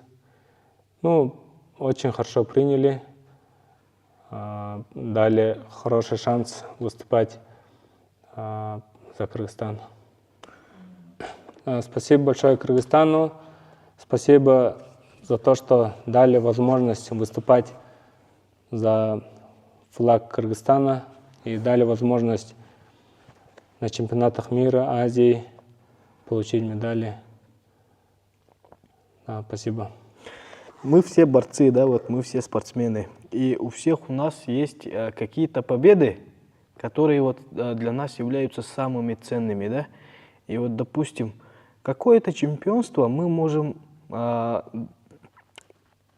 какое-то поражение мы можем больше ценить, даже больше чемпионства. Вот какие самые такие моменты ты можешь сейчас свои раскрыть, которые были в борьбе? Какие победы были самыми ценными для тебя? Вот на самом деле, вот я с детства каждую медаль, каждую грамоту ценил, каждую медаль ценил, и все соревнования для меня были очень ценными. На все соревнования выкладывался на 100%. Ну вот самое хорошее, запоминающееся, конечно, вот чемпионат Азии, чемпионат мира, потому что вот в 2020 году чемпионат Азии, когда я боролся, там я представлял Кыргызстан, это мое было первое соревнование со сборной Кыргызстана. И там я должен был оправдать надежды и показать себя, в общем. И там как раз у меня температура была, я как раз болел, и в этот момент я взял себя в руки и боролся до конца за каждый балл. У меня не было вот мысли, что проиграю. И там золото забрал Азии. Где было? В Индии в 2020 году. Ага. Кого выиграл тогда? В финале выиграл индус Пален Гуараф. И вот прямо вот эта победа тебе запомнилась? Да, запомнился, как я... Но у меня голова кружилась еще. В финале очень уставший был. И там у меня, когда глаза закрывал, у меня там деревня моя. Ну, я деревню видел. Цоктохангил видел или Барсонгил? Ну, Цоктохангил видел, потому что я каждый раз на гору бегал, сверху видел, ну, Цоктохангил. И вот так у меня показалось. Это прям когда вот на ковре боролся? Да, прям когда на ковре вот уже до последнего. Чуть сознание не терял, да? Да. И вот чемпионат мира, конечно, вот когда я боролся с Бароузом, это мы вот в детстве на него смотрели, все равно он олимпийский чемпион. Но он в 2012 уже олимпийским чемпионом стал. Да. Когда мы школу заканчивали, уже олимпийский чемпион был тогда. И вот когда с ним на ковер, я мечтал вообще с ним даже сфотаться, честно говоря. Уже на ковер с ним выйти тоже, ну, не думал. И получилось так, что Бог дал, с ним поборолся. Успел с живой легендой побороться. Да, побороться. И, получается, с ним вместе на пьедестал стал 2 раза. 2 раза? Ну, 1 раз в Турции тоже. На Яшар-Дагу, по-моему. Да. Ага. Вообще, как прошла вот эта схватка на чемпионате мира с Бароузом? Ну вот, когда я смотрел, думал, почему люди в ногу пропускают. У него же есть коронный проход. И сам пропускал. У него просто такой отработанный прием. Быстро проходит. Быстро проходит. И когда вот акцент делаешь, что не пропустить, наоборот, пропускаешь. А потом уже вот на Кубок мира, когда мы ездили в Америку, там с ними тренировались уже, когда возились, тренировались, уже лучше было. Вот смотрите, ребята, простой сельский пацан вырос и родился и вырос в деревне на Забайкальском крае. С детства мечтал побороться с Бараузом. И вот судьба свела так, что он дважды даже вот на пьедестале стоял вот со своим кумиром. Видите, на что способно вот желание, целеустремленность и борьба, можно сказать, да? Это же все нам дала Да, борьба. вот если не борьба, я бы вот не знал, кто такой Барроуз там в Америке. Ну и по всему миру, получается, у борцов очень много друзей. И все друг друга уважают, в любом деле могут помочь. И так что борьба — это жизнь, борьба — это дальше дает возможность ребят, ну, из деревни можно дальше выйти. В общем. Вот сейчас, вчера у твоей жены спрашивал, она сказала, что ты еще планируешь дальше продолжать борцовскую карьеру. И вот сейчас спрашиваю у тебя, что ты планируешь дальше? Ну вот сейчас у меня есть старые травмы, сейчас делаем лечение, и как вылечимся, будем дальше выступать. Сколько еще планируешь выступать? Мы не думали, сколько планируем выступать, как здоровье позволяет. Хоть до 40, да? Да. И Возможность просто есть. у нас есть братья, сын борется, им надо пример показывать вот, на тренировку. Хотя не хочешь идти, травма у тебя болит, например, но ты заставляешь себя ради воспитания. Вот в Улан-Удэ, например, сейчас тренируемся, вот молодые ребята звонят, давайте вместе в паре станем. Ну, отказывать тоже не хочется, им хочется помочь на тренировках, и ради них идешь. И самое главное — прийти на тренировку, и уже дальше на тренировке уже свой ритуал нравится. Вот почему все, основная масса борцов завершают карьеру, да, вот. Большинство же до 30 лет заканчивают бороться. Я думаю, потому что у них во время спортивной карьеры они не построили вокруг себя жизнь, кроме борьбы. А вот я думаю, что у тебя вот все это построено, все возможности есть у тебя, и ты можешь бороться хоть до 40 лет на спорте высших достижений.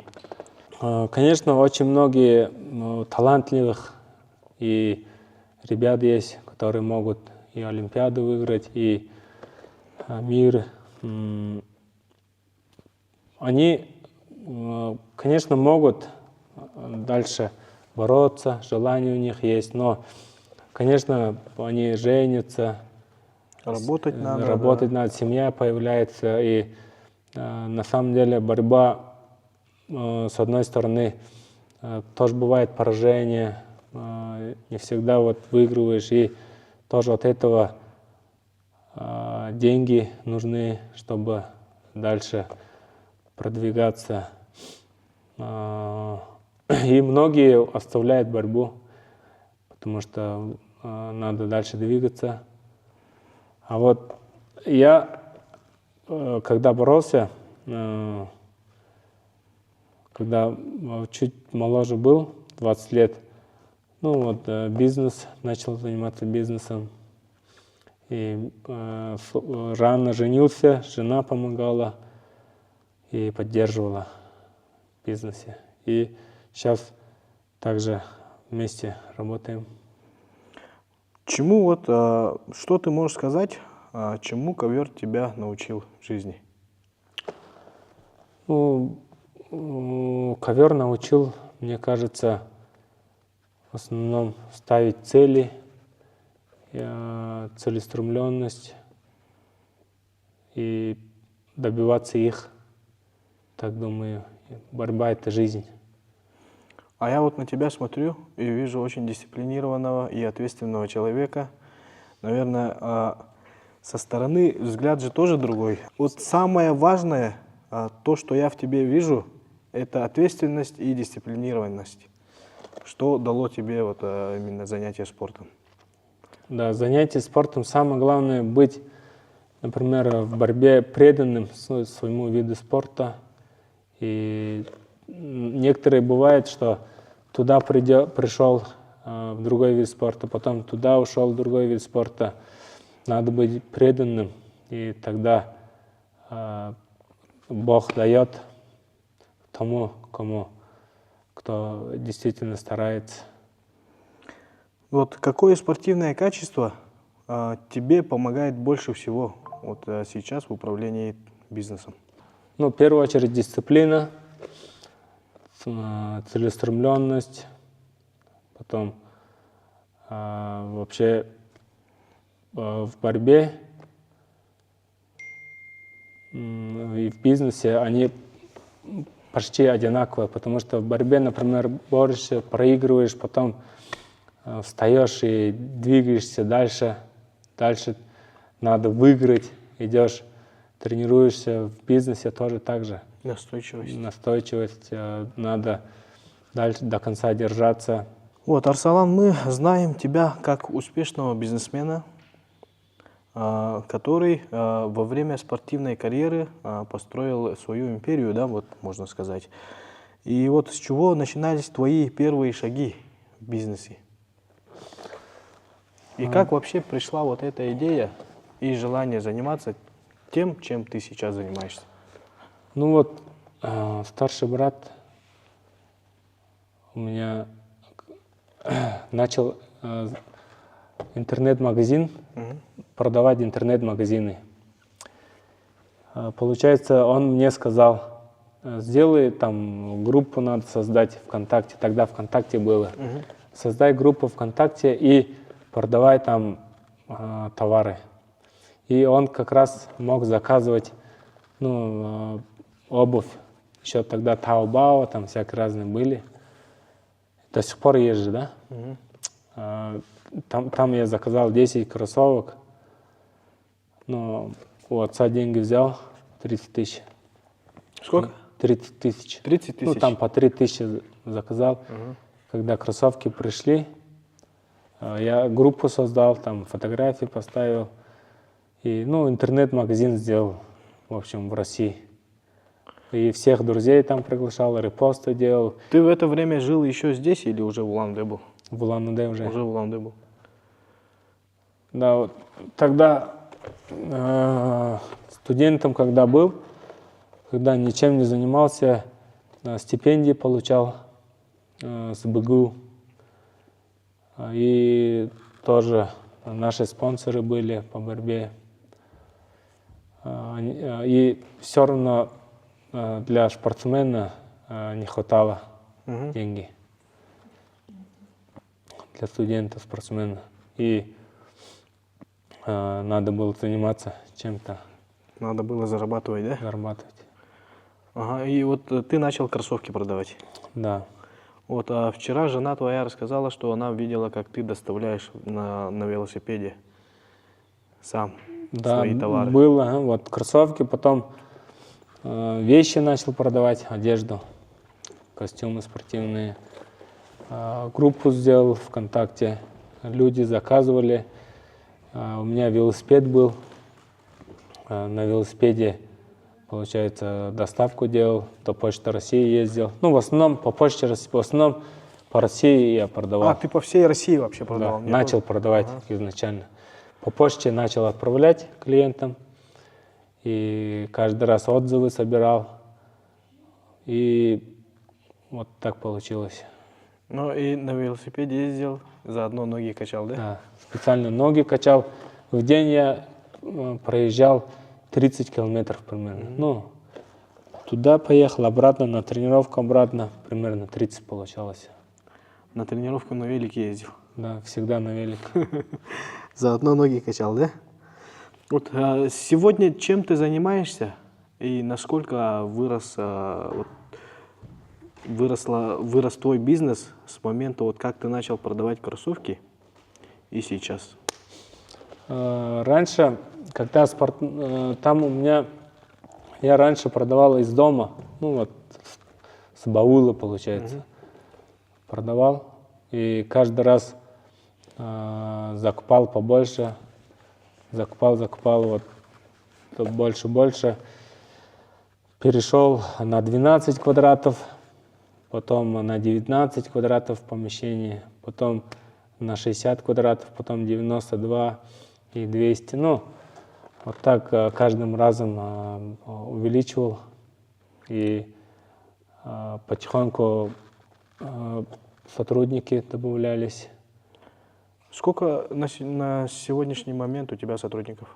Ну, на сегодняшний день 15 сотрудников у нас в магазине. И такую историю я скажу. Вот у нас сейчас Олимпийск, где находится, там раньше была Спортландия. И Спортландия, получается, я рядом жил. И я думал, когда проезжал, я думал, блин, такой магазин иметь бы. Просто, когда на велосипеде рядом проезжал. И у меня Олимпиец сейчас на том месте стоит. Ну, вместе с Спортландией. Ну, Спортландия, вот хозяева, они расширились дальше, в другой бизнес ушли. И получается, Олимпиец сейчас там стоит. На том Вот месте. еще одно доказательство того, что мечтать не вредно, а даже полезно. Да, Вот мечтать человек полезно. проезжал на велике доставлять свои кроссовки вот на Почту России. Проезжал мимо Спортландии и мечтал о таком магазине, сейчас у его магазин стоит там. Это достойно такого уважения вообще. Вот насколько тебе сложно дается сейчас это руководство людьми? Сейчас, когда вот бизнес начинаешь с нуля, ты знаешь все моменты. Например, все вот как вот эти проблемы решить, как, что, откуда все начинается, откуда, куда идет. Все, когда схемы знаешь, намного легче. А когда вот в какой-то другой, если не знаешь, и бизнес заходишь, тогда уже, конечно, тяжело бывает. Все Сколько у вас сейчас магазинов? Сейчас 2 магазина. Оба в Улан-Удэ, да? В Агинске и в Улан-Удэ. А, в Агинске тоже есть? Да. Карантин в 2021 году был уже, COVID-19. У нас, я открывал магазины в других городах. И в каких городах? В Каспийске открывал. Дагестан. В Москве, в Иркутске. 2 магазина в Иркутске открывали. Потом в Новосибирске открывал, в Якутске открывал. Ну, так, потом подумал, тоже... Это они все одномоментно работали? Да, все за раз работали. И я не успевал товары доставлять, потому что очень большой спрос был. Не успевал товары доставлять. И тоже самому надо контролировать, ездить. А я в этот момент, у меня были маленькие дети, тренировался как раз на пике формы. На сборах был, наверное. На сборах ездил. И все контролировать тяжело было. Как раз COVID начался, карантин. Все как раз начали закрывать, там все, помнишь, эти торговые центры. И в этот момент все обратно в Улан-Удэ привезли. И с других городов все звонили, что. И цели поставили на онлайн. Вы решили сконцентрироваться на одном месте, а другие города охватить через онлайн? Да, другие города через онлайн. И у нас мы только на борьбу нацелены были. Там. А сейчас, получается, на все виды спорта. И повседневная спортивная одежда. Сколько квадратов сейчас? В Улан-Удэ 150. 150 квадратов. Вот, а бывали ли у тебя моменты, когда ты жалел, что ты стал предпринимателем? В борьбе насколько оно тебе мешает и насколько оно мешало быть в пике формы, вот когда вот все равно же сложно же вести бизнес, это же не просто так взял, сделал. Ну, Там конечно, Там же стратегия, все думать надо, очень быстрые решения принимать надо, а ты в это время еще и умудряешься быть профессиональным спортсменом. да, мы с женой очень много работали и работаем до сих пор. Думаем, как сделать. И старшие товарищи, я тоже советы получаю. И, конечно, Бог помогает всем этим заниматься. И я ни разу не пожалел, что вошел в эту деятельность. В общем, так. Каково-то быть профессиональным спортсменом и совмещать бизнес? Конечно, если честно сказать, бизнес и профессиональный спортсмен, если бизнесом не будет заниматься, он добьется больших результатов. Потому что ему отдыхать надо, вот, вовремя на тренировку уходить надо, приходить на сборы, ездить. Тренироваться, есть, спать. Да, и не думать ни о чем. А в моем месте, получается, я думал, там, не спал, тренировался. Ну, конечно, жена помогала сильно. И родственники. Вот, Арслан, я слышал от людей, что ты во время соревнований даже, да, вот между перерывами, между схватками, ты умудрялся онлайн что-то продавать. Расскажи про это. Конечно, между соревнованиями, вот первый круг отборолся, пришел, что делать? У меня там куча времени есть, например, только о борьбе, да, вот так думать тоже. Просто телефон, многие все телефон, там рилсы смотрят, да, а я просто телефон смотрел, клиенты писали, отвечаешь, и о борьбе не думаешь, вот как раз мандража нету, исчезает, например. Забываешь о борьбе, да? Забываешь о борьбе, ну, о мандраже, и отвечаешь, разговариваешь. Ну, в этот момент, наверное, кто-то увидел и рассказывает, что я вот заказ делаю и сразу выскакиваю бороться. Нет, такого не было. Вот там где-то 5-6 пар остается, конечно, телефон оставляешь, идешь, разминаешься. Все как обычно. Ну, просто вот вместо, например, просто листать новости. Чем-то полезным для Полезно себя занимаешься. Да. Вот. Уникальный же человек же, да? Вот мне кто-то рассказывал, что он просто вот между схватками... Еще легенды есть такие, что я вот прибежал на 30 секунд отдых, есть же? Ага. Первый период побрался, пришел на 30 секунд отдых, там заказ принял. Потом дальше пошел опять. Но ни разу не пожалел предпринимательской деятельностью заниматься, так как это кормит мою семью, кормила.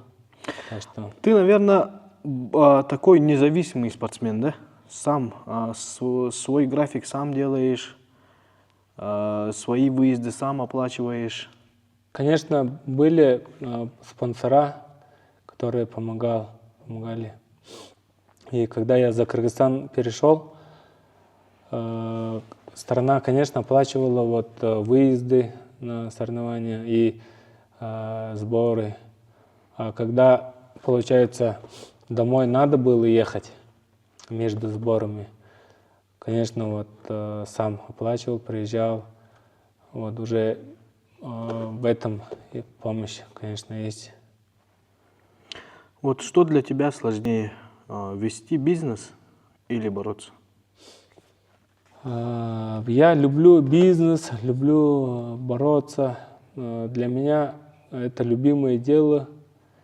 Я У меня легко дается так-то и бороться, и бизнесом заниматься.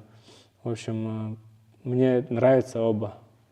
Ну, то есть ты занимаешься своими любимыми делами, поэтому тебе не в тягость и не можешь определить то, что для тебя сложнее, да? Да. Вот, Арсалан, мы поговорили о твоем пути, он реально впечатляет. И я хотел бы, чтобы ты сейчас сказал те наставляющие слова парню молодому, который сейчас живет только спортом. Ты можешь представить себя, ну, 16-летнего, допустим, да, и что бы ты ему сказал?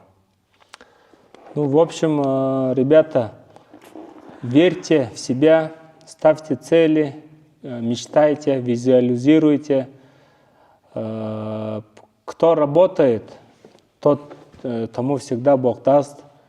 И обязательно целеустремленность надо иметь, тренироваться. Вот в вашем случае на тренировку ходить надо, учителей слушаться. Так, еще что могу сказать. Давайте тренируйтесь, и кто верит в себя, кто идет до конца, тому обязательно Бог даст. И кто, например, со стороны будет смотреть, будет говорить, ну, у тебя не получится, или что, вы тоже не надо слушаться, слушать надо себя. Если верить в себя, нормально будет все. Вот, зная Арсалана, хочу сказать, чтобы молодые ребята не отказывались от своей мечты. Вот, Арсалан мечтал побороться с Бараузом, он отборолся с ним, стоял на одном пьедестале. Он рядом со Спортландией вот проезжал, помечтал, что у него будет такой магазин. Сейчас его магазин находится вот там. Так что мечты, они реальные. Реальные. Да. И хотелось бы сказать, чтобы вы никогда не убивали в себе внутреннюю детскую мечту, чтобы постоянно шли за ней, имели свои цели и были дисциплинированы. Вот как не сломаться, когда результаты не приходят? Чтобы, например, спорт, это же спорт же, все равно. Надо идти до конца. Любой труд даст о себе знать. И я, например, когда что-то делаю, всегда думаю, ну, по-любому что-то полезное. Думаешь о полезном. И будет так. И, например, спорт не только же вот только бороться, тренироваться. Вот спорт дает дальше уроки жизни. Вот, например, я спортом занимаюсь, мне чуть легко дается дальше размышлять, думать. Вот в этом плане. Пользуясь случаем, хочу поблагодарить Забайкальский край, Федерация Забайкальского края, Агинско-Бурятского округа, Федерация Республики Бурятия, Федерация Республики Кыргызстан, Байыр Басхлан еще за то, что поговорил с Федерацией России. Также Мелис Тургамбаеву за то, что там дальше с Всемирным Федерацией договорились. Также своим тренерам Марджинов Руслан Агай, Сунмукул Агай, Базару Бадмутович, Менчиков Заркта Владимирович, Лхамжав Жамслаж Ласанович, за то, что поддержали, поддерживаете.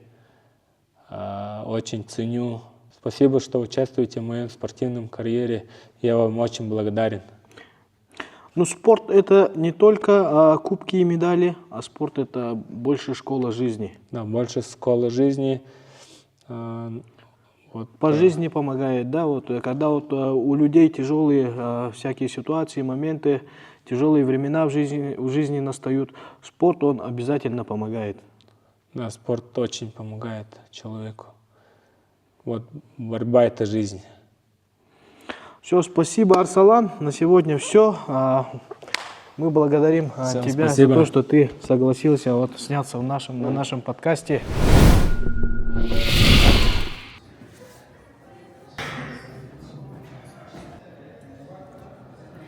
Алексей, мы где сейчас находимся? Вот пару слов расскажи об этом Мы месте. находимся сейчас в центре спортивной подготовки поселка Агинское Забайкальского края. Сейчас вот проходят здесь сборы юношеской команды, где Арсалан будет показывать мастер-класс. И также сейчас приедет наш бронзовый призер Олимпиады Базар Базаргуруев. Ничего себе. Такие люди.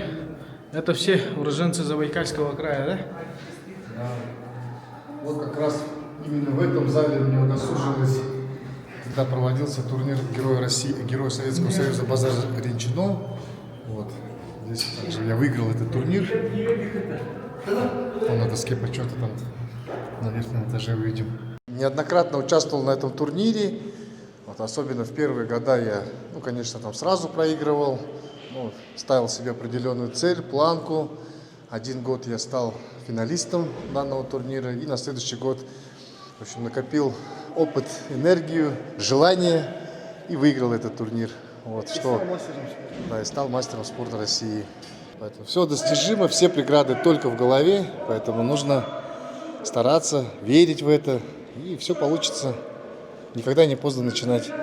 Мы как раз попали вот на новогодние сборы молодых борцов. Вот как раз мы ехали вот обратно с Харашибири. Вот Арсалан встретил местных тренеров, и как раз его вот сразу же поймали и пригласили на мастер-класс. И человек без никаких раздумий сразу согласился, и мы сразу приехали вот уже на более такую большую серьезную тренировку, где вот собрались все молодые борцы Забайкальского края, все борцы, которые чего-то уже добились, уже имеют какие-то достижения. И вот у них вот проходят такие серьезные сборы. Зал просто прекрасный, огромный. 3 ковра. Ну и большая мотивация для молодых борцов, что их тренировку посещает один из сынов бурятского народа, представитель золотого поколения Арсалан Будажапов. В прошлом году проводили, Петр Петрович Мишанов приезжал, начальник отдела вольной борьбы, и с Якутии тоже ребята приехали, там человек 15, по-моему. С Иркутска были, с Бурятии были, здесь 4 ковра, 100 с лишним ребят здесь сборы проводили в эти же сроки. Ездили, Арсалан на стоянку тоже, в Фазенде, да, Петровича? Тебя не было, а? Петрович был там? Да. Здесь проиграл. Здесь проиграл с 2014 года, я Регинский выиграл, все, он попер. Здесь Угуев выиграл, Рашидов проиграл Булату Батоеву. Прям в этом зале, да? Вторым стал, да? Мусукаев здесь выиграл. Хутов, Виктор Степанов вторым был. Саркомов Степан вторым был, Арьян Тютерин вторым был. Тютерин Угуеву проиграл, однако, да? 50, да? Так что вот эта основа, здесь с этих ковров вышли наши знаменитые спортсмены. Сегодня присутствует на нашей тренировке мастер спорта международного класса, чемпион Азии, призер чемпионата мира, обладатель Кубка мира, владелец магазина «Олимпийский», который всегда вам поддерживает, Арслан Баирич Будажапов.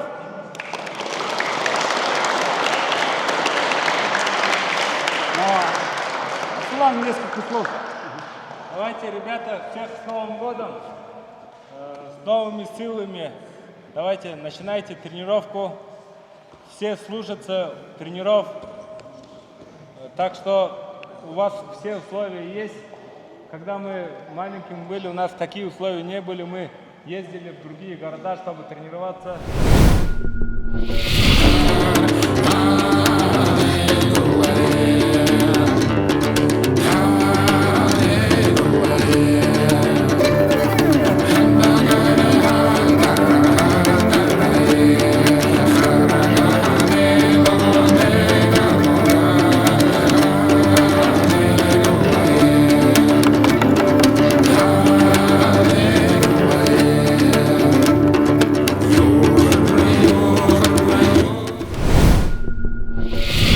Сегодня проводим учебно-тренировочные сборы, начали 4-й год подряд. Сегодня 8 спортсменов присутствует на наших сборах. В прошлом году были с Иркутской области, с Бурятии, с Саха-Якутии были. В этом году решили сами, Забайкальский край. Ну да, вот Арсалан Баирович Будажапов, мой земляк, с Токтахангила, мастер спорта международного класса. Он всегда ребят поддерживает. В прошлом году был тоже на сборах, мастер-класс показывал. Он всегда поддерживает борьбу. Все знаем, что успешный предприниматель, у него магазин фермерского хозяйства. И на все наши мероприятия он всегда уделяет внимание, спонсорскую поддержку в виде спортивных костюмов, борцовок. Мы с ребятами Токтахангила, своим землякам постоянно поддерживают не только на спортивных мероприятиях, также помимо. Арсалан Баирович, я его с детства знаю, он всегда был такой смышленый, всегда он вперед смотрел. 27 километров от Агинска, наша деревня, он оттуда на велосипеде приезжал в Агинск на тренировку. Я спросил, какой велосипед, говорю, я думал, современный, он говорит, на Урале, Урал, старый велосипед, он в нем приезжал, и ребята всегда отмечали, что на сборах где-то в аэропорту, когда задержка рейса, он всегда момент находил, подтягивался, отжимания делал. Он очень воспитанный, никогда не видели его грубо в форме, с кем-то ругается, не говорят там где-то в этих ночных заведениях, никогда не видел его. Вот как раз Арсалан Баирович свои коронные приемы показывает, мастер-класс, можно сказать. Показываем приемы ребятам молодым с Агинского Бурятского округа. С Агинского района ребята здесь сборы проходят.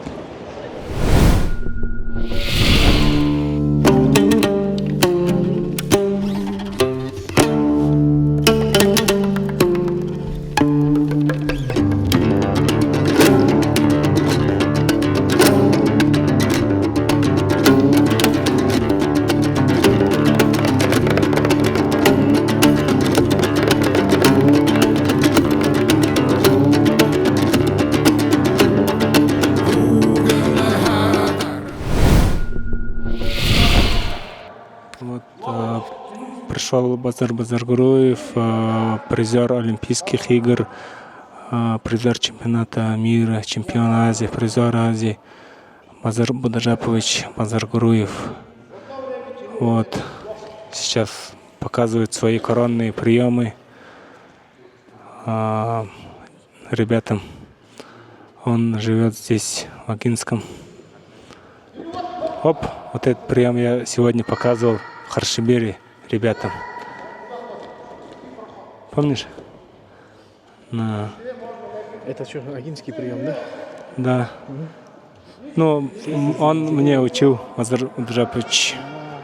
В прошлом году ребята с Саха-Якутии приезжали. Мы показывали тоже вместе приемы здесь.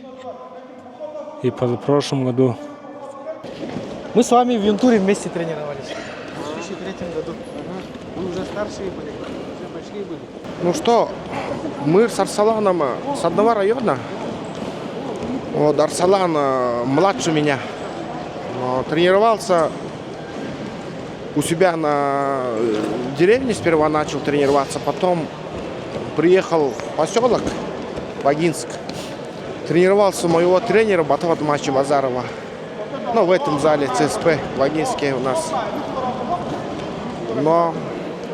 И довольно здесь очень хорошо вырос. И там не только Арсалан вырос, но там ребята, очень много ребята. Дамдинов, Жаргал, Тамир. Эти ребята, здесь.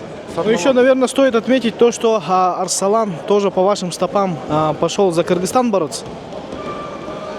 В 2007 году я боролся. 9 лет я жил в Киргизии, Бишкек.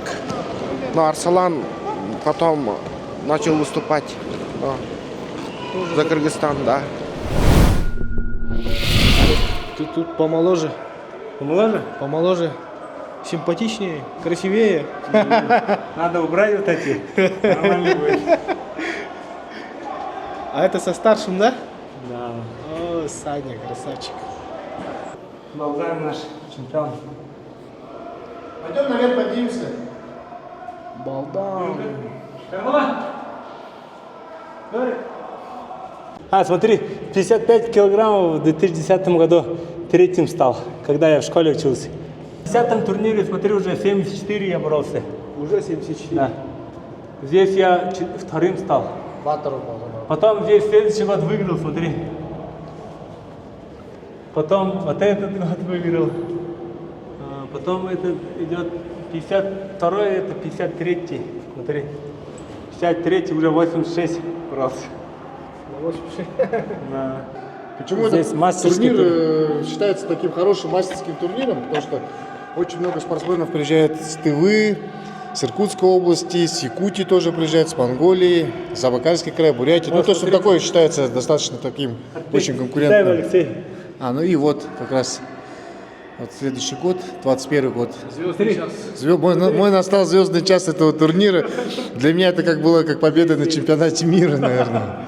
Ощущения были такие же. Вот сюда смотрели, когда молодежка были. Вот, покачались. На зеркало смотрели, качались. Наверное, эти же гири до сих пор. Эти зеркала тогда многое видели, да? Эти зеркала. И смотри, вот эти турники, пробег, наверное, 10 тысяч. 10 тысяч подтягиваний от Арсалана. Вот, во время сборов ребята живут прямо здесь, располагаются здесь. Смотри, когда мы... Вот это же романтика же. Когда мы маленьким были, вот так не было. Да, сотовых не было здесь. Вот ребята сотовые телефоны оставляют. И на тренировку отсюда. Вот это борцовская прям роскошь. Энергетика борцов. Кто выигрывал большие турниры, он по-любому вот через это прошел. Тот, кто через это не пройдет, он ничего не выиграет, да? Конечно, 100%. Пахать надо. Вот этот Азия. Чемпион Азии стал. Так. Это какого года? 20-го В 2020 году чемпионат Азии. Это где проходило? В Индии. Где вот с температурой, да, побеждал? Да, это чемпионат Кыргызстана. Вот чемпионат Кыргызстана. Медали похожие такие, ага. Добротные. Вот Монголия Open. Вот Армения. Ванзор. Степан Саркисян турнир. Вот в Грузии, Тбилиси. Палаватцы. Вот турнир в Стамбуле. Яшар Дагу. Это турнир в Казахстане. Рейтинговый. Тоже ранкинг. Турулханова кубок. Вот. Это что, это монгольская, да? Да, это в Монголии. Мне в Тувы подарили. Тувинскую шапку. Вот. Да, вот. И вот. Такой хороший уголок вот в семье Будажаповых. И смотрите, тут сколько удостоверений. Вот Дарима, мастер что спорта меня, международного класса. Удивило. Дарима тоже международник. Вот. Это, покажи-ка, это ты это России? Да, Россия. А международного класса, покажи-ка. Ты в 2018-м России получил? Да, в Кыргызстане там еще И в я не забрал. 2018-м же сразу международника выполнил, да? Ну, это давно мастера выполнил, просто в 18-м забрал. Вот чемпионат Азии. А заслуженного мастера Кыргызстана там оставил, да? В Кыргызстане еще не забрал. Вот чемпионат Азии, вот чемпионат мира. Ну-ка, чемпионат мира, покажи-ка. Вот, наверное, Белград. самая ценная медаль, вот она, да? Да. Бронзовый призер чемпионата мира.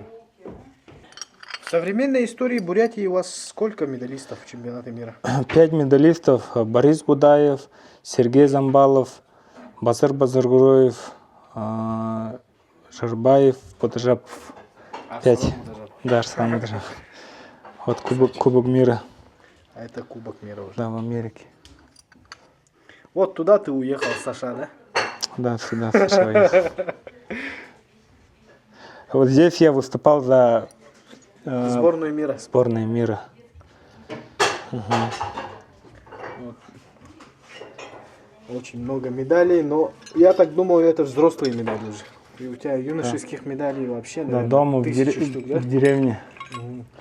И каждая медаль для спортсмена это результат работы, упорной работы, упорного труда. Поэтому вот каждая медаль, она очень ценная. Вот Коркинский. И очень хорошо, Коркинский, когда смотри. вот спортсмены их вешают именно вот так вот в видном месте, чтобы люди смотрели, чтобы дети тоже смотрели, воспитывались, а не просто так, чтобы где-то в полках лежали и пылились. Это Коркинский, да? Ага. С бриллиантом. Ну вот, друзья, мы провели 2 дня в Агинском округе. 2 дня были очень такие плотные, очень насыщенные. Мы узнали много нового, увидели много нового. Но самое главное, что можно извлечь из этой поездки, это мы познакомились с семьей Арсалана. Это прям очень замечательная семья. Настоящий пример. О таких семьях должны писаться книги, о таких семьях должны сниматься фильмы. Спасибо большое, Агинская земля. Спасибо большое семье Будажаповых, что встретили нас очень тепло. Ну и мы поговорили с Арсаланом, поговорили о его пути в жизни, в спорте, поговорили с его женой, с его знакомыми, с его наставниками. Вот, узнали про Арсалана, про то, какой он в обычной жизни. Да, и наполнились эмоциями, энергиями. И сегодня мы едем в Монголию, но это уже совсем другая история. Спасибо всем, кто был с нами. Подписывайтесь на мой запрещенный грамм. Ссылку оставлю в описании. Я рассказываю о спорте, много снимаем о известных спортсменах, об интересных людях. Подписывайтесь на меня, ну и на канал тоже. Мы работаем во благо развития спорта, во благо развития нашего народа.